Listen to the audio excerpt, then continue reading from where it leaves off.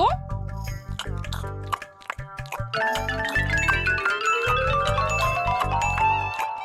গিন্নি, পেটটা ভরেনি বুঝলে, তুমি আরেক হাঁড়ি ভাত বসাও। আমার জন্য 2 হাতা রাখা আছে, ওটাও খেয়ে নাও না, খাও। আমি আর ভাত বসাতে পারবো না, এখন উনুন ধরাও, আঁচ দাও, ভাত বসাও।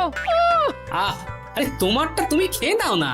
তুমি তো জানো আমার এইটুকু খাবার পোষায় না। তারপর তুমি আজকে ওই ওলের ঝোলটা যা বানিয়েছিলে না, আহা। খাই খাই খাই খাই করে আমার জীবনটাও খেয়ে ফেললে গো। আরে বাবা, ভগবান এই পেট দিয়েছে কিসের জন্য? এত খাটাখাটনি, সবকিছুই তো এর জন্য নাকি? হ্যাঁ,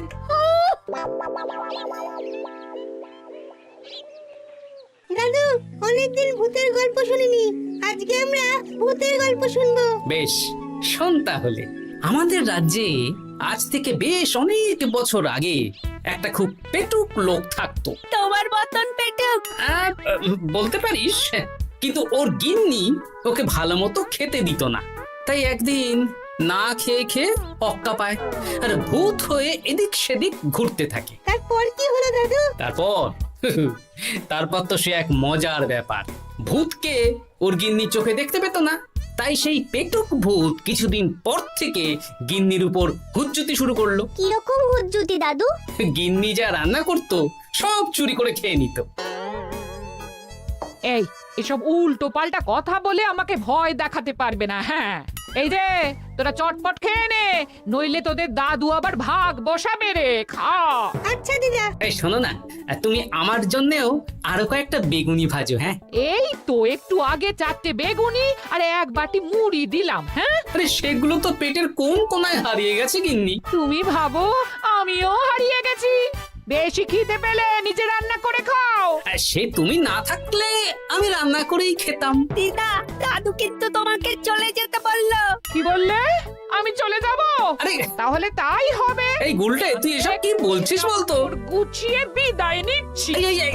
আরে আরে আরে, কোথায় চলে যেতে বললাম গিন্নি? হয়েছি আর না, আজকেই আমি বাপের বাড়ি চলে যাব। হ্যাঁ, এই দেখো, আমি কোথায় চলে যেতে বললাম? তোমার মনের কথা আমি বুঝে গেছি। এই দেখো, থাকবো না এই পোড়ার মুখ সংসারে। যা। লক্ষ্মী সোনা রাগ করেছে। হাওয়া গরম আছে, চল এখান থেকে বেগুনি নিয়ে এখন কেটে পড়ি। এই সামান্য ব্যাপারে রাগ করার কি আছে বলো তো? এবার নিজের সংসার নিয়ে নিজে থাকো, সারাদিন শুধু খাই খাই আর খাই খাই। নাও এবার ঠেলা সামলাও। ভুল করেও আমাকে বাপের বাড়িতে ডাকতে যাবে না বলে দিচ্ছি। যদি যাও তাহলে আমার থেকে খারাপ কেউ হবে না, এই বলে দিলাম। ওগো, তুমি আমায় ছেড়ে চলে গেলে গো, এবার আমি কার কাছে বায়না করবো গো?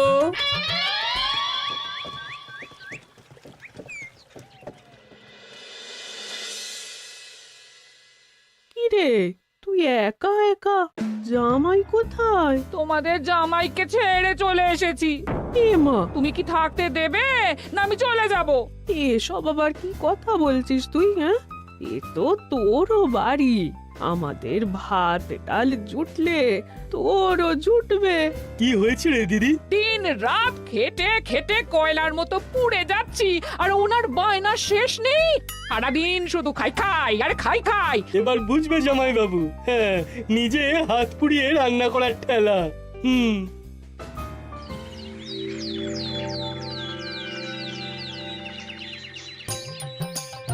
গোপাল দাদা, ও গোপাল দাদা, ও গোপাল দাদা, গোপাল দাদা, এ দরজা খোলো, মহারাজ ডাকছেন। এই রে, অনেক বেলা হয়ে গেল। আরে দরজাটা খোলো। যাচ্ছি যাচ্ছি।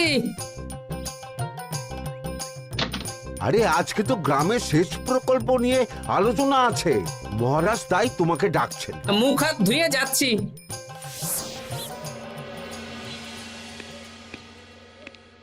দেখুন মহারাজ, দেখুন এত বেলায় গোপাল এলো, তাও নিজে আসেনি, ডেকে নিয়ে আসতে হলো। সত্যি গোপাল, আজকে এত জরুরি একটা আলোচনা সভা, কোথায় তুমি তাড়াতাড়ি আসবে? তা না করে গোপাল বাড়াবাড়ি করে ফেললো। গোপাল, এই আমি শেষবারের মতন বলে দিচ্ছি, ফের যদি এরকম রাজসভায় দেরি করে আসতে দেখি, তাহলে কিন্তু কড়া ব্যবস্থা নেব। আসলে মহারাজ, আমার গিন্নি গতকাল রাগ করে বাপের বাড়ি চলে গেছে, তাই বেশ হয়েছে। আচ্ছা, যে জন্য আজকের আলোচনা সভা ডাকা হয়েছে সেটা হলো আমাদের রাজ্যের দক্ষিণে একটা সেচের জন্য পুকুর খনন করা হচ্ছে। এ তো খুব ভালো কথা মহারাজ। দক্ষিণের চাষি ভাইরা অনেক দিন ধরে জলের সমস্যায় ভুগছিল, এবার একটা সুরাহা হবে। কিন্তু এটার জন্য তোমাদের বেতন কয়েক মাস কম পাবে তোমরা। একি কেন মহারাজ? তোমার তো এখন একজনের সংসার গোপাল, তোমার আবার চিন্তা কিসে? তাহলেও সেচের জন্য পুকুর খোঁড়া হবে, তার সাথে আমাদের বেতনের কি সম্পর্ক? কারণ ভাড়ারের অবস্থা খুব একটা ভালো নয়, তাই আগামী 3 মাস তোমাদের বেতন 5 মোহর করে কম দেওয়া হবে। হ্যাঁ? হ্যাঁ নয় হ্যাঁ। আর ওই 3 মাসের কেটে নেওয়া বেতন চতুর্থ মাসের বেতনের সঙ্গে যোগ করে দেওয়া হবে।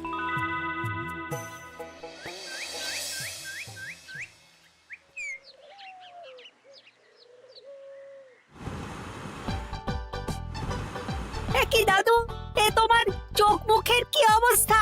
কালি ঝুলি মেখে ভূত। কি আর করবো বল, এসব কি আমার কাজ রে? কালকে ভূতের গল্প শোনাচ্ছিলে, আজকে নিজেই ভূত সেজে বসে আছো।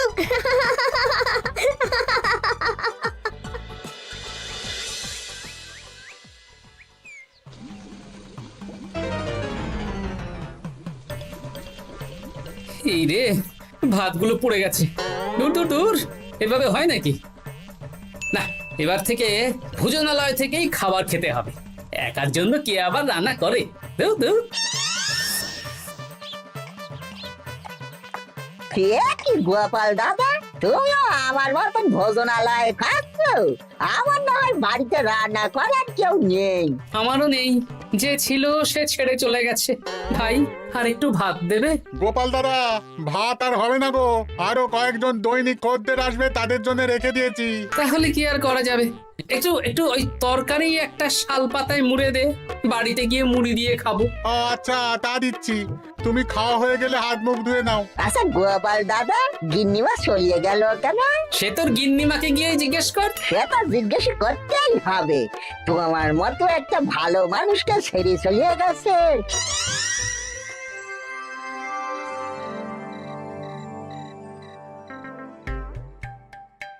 এসো এসো। এই নাও ধরো, পুঁটির মা তোমার জন্য কটা রুটি আর তরকারি পাঠালো। শুনলাম তুমি বাইরে ভোজনালয় খাচ্ছ।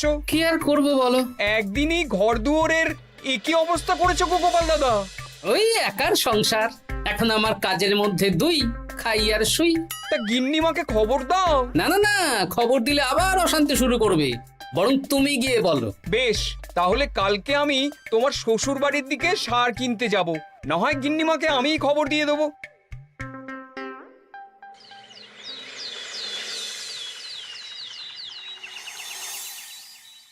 বাড়ি ঘর গোছালো, তাতে আমি কি করতে পারি? এখন আমি আর ওই বাড়িতে থাকি না। হ্যাঁ, শুধু তাই না, গোপাল দাদা বাইরে ভোজনালয়ে তেল মশলা দেওয়া উল্টো পাল্টা খাবার খাচ্ছে গো। থাক, আমাকে এসব কথা শোনাতে আসবে না পুটির বাবা। আমার খাটতে খাটতে জীবনটা কয়লা হয়ে গেছে, কয়লা। ওনার বায়নার শেষ নেই। হ্যাঁ, বুঝলে গোপাল দাদা, আমি গিন্নিমাকে অনেক করে বোঝালাম, কিন্তু কিছুতেই কোনো কথা শুনলো না। বেশ, শুনতে হবে না। এরকম বললে হয় নাকি? চারিদিকে ঘর দুয়ার অগোছালো, খাবারের থালা বাসন এদিক ওদিক ছড়িয়ে ছিটিয়ে আছে। ওরে বাবারে, ইঁদুরেও আস্তানা করেছে। যা হচ্ছে হোক।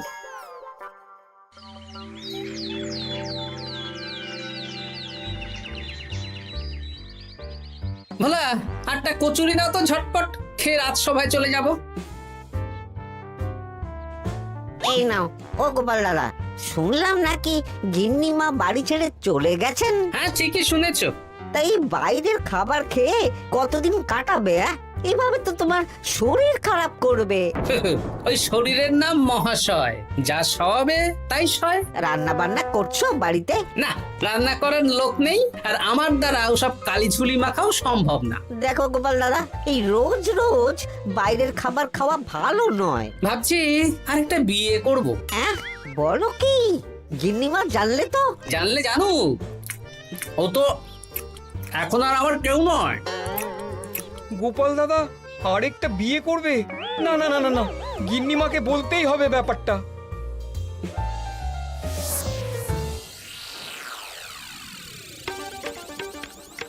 গিন্নিমা, তুমি আবার এসেছো পুটির বাবা। সর্বনাশ হয়ে গেছে।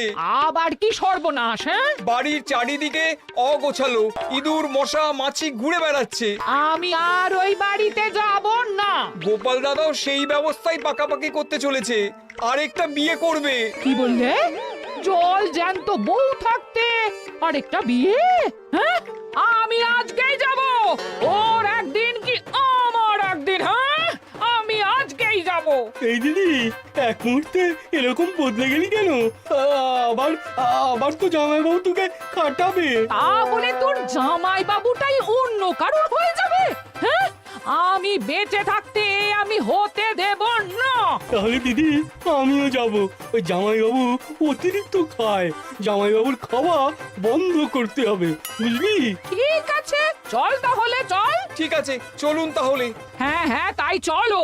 বুঝলি দিদি, আমার মাথায় একটা মতলব এসেছে। হ্যাঁ। কি মতলব শুনি?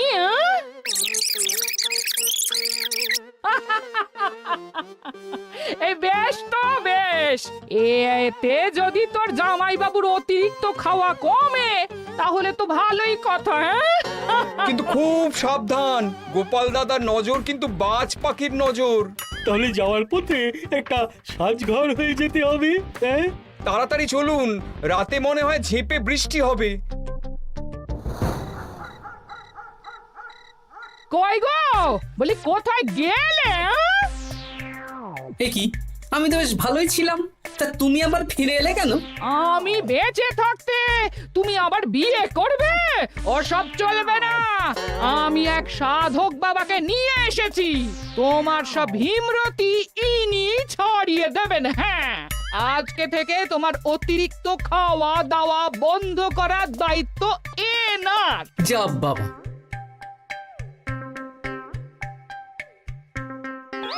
কি করেছো গো?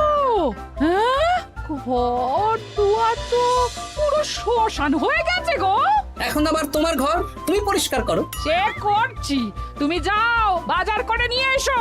ভোলার দোকান থেকে বেশি করে ছানা আনবে, আর রাতে ছানার বড়া করে তরকারি বানাবো। হ্যাঁ, আহা, কতদিন খাইনি, এক্ষুনি যাচ্ছি। উহ, তাড়াতাড়ি যাও, তাড়াতাড়ি যাও। মেঘ ডাকছে, রাতে বৃষ্টি হবে। আমি এই ঘর গুছিয়ে রান্না বসাচ্ছি গো। বলো কি গোপাল দাদা, গিন্নিমা ফিরে এসেছেন? হ্যাঁ, সকালে তোমার দোকানে বলেছিলাম না বিয়ে করব, সেটা নিশ্চয়ই কেউ শুনে গিন্নির কানে দিয়েছে। ব্যাস, ঘরের বউ ঘরে চলে এলো। সকালে যখন তোমাকে আমি ওই কচুরি দিচ্ছিলাম, তখন তো ওই পুটির বাবাকে দোকানের সামনে দিয়ে হেঁটে যেতে দেখেছিলাম। তাহলে পুঁটির বাবাই খবর দিয়েছে, ভালোই হয়েছে।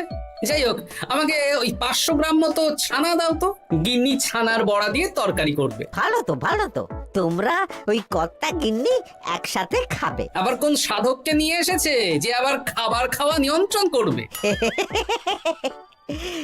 দেখো কি করে তোমাকে সামলায়। এই নাও।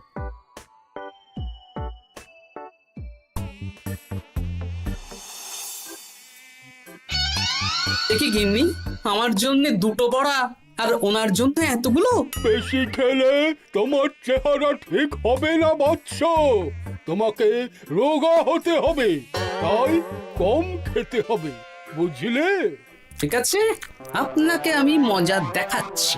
অগত্যা গিন্নির হাতের খাবার খাচ্ছি, এই আমার 14 পুরুষের ভাগ্য ভালো।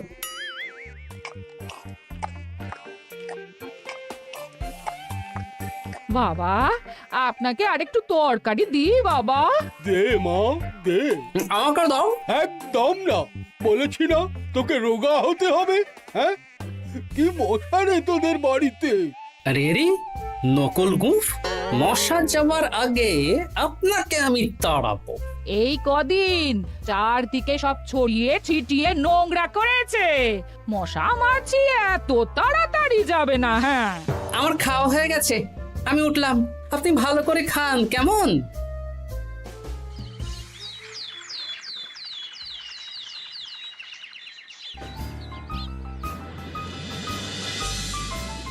বিজ্ঞানী, আরে গোপাল যে, কি ব্যাপার? একটা সাহায্য চাই বিজ্ঞানী। বলো বলো, আমি কি করতে পারি? কয়েক টুকরো বরফ বানিয়ে দিতে পারবে? তা পারবো, কিন্তু এখন হবে না। তুমি বরং সন্ধেবেলার পর নিয়ে যেও, কেমন? খুব উপকার করলে বিজ্ঞানী। আমি ওটা বিশেষ মোড়কে তোমায় দেব, যাতে গলে না যায়। ধন্যবাদ বিজ্ঞানী। এখন তাহলে আসি।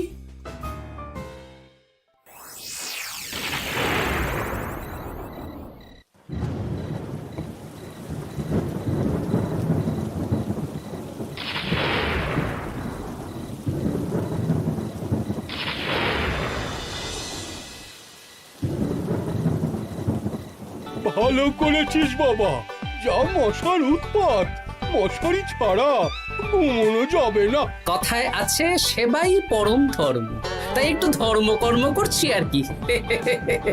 আপনি ঘুমিয়ে পড়ুন, আমরা ওই ঘরে গেলাম। হ্যাঁ, সব দরজা জানলা ভালো করে বন্ধ করে দিয়েছো তো? ঝেপে বৃষ্টি নেমেছে। হ্যাঁ হ্যাঁ, কোনো চিন্তা নেই, তুমি ঘুমো। আজকে অনেক খাটনি হয়েছে গো। হ্যাঁ, জয় ঠাকুর।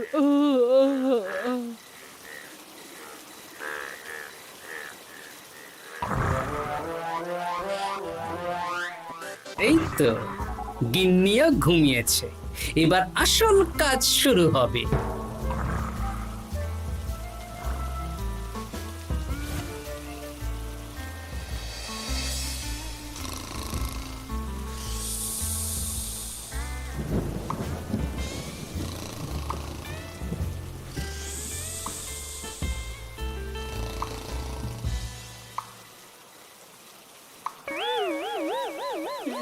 কি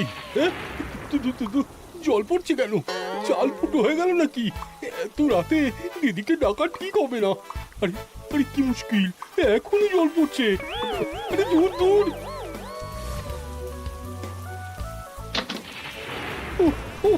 বাপরে বাপ।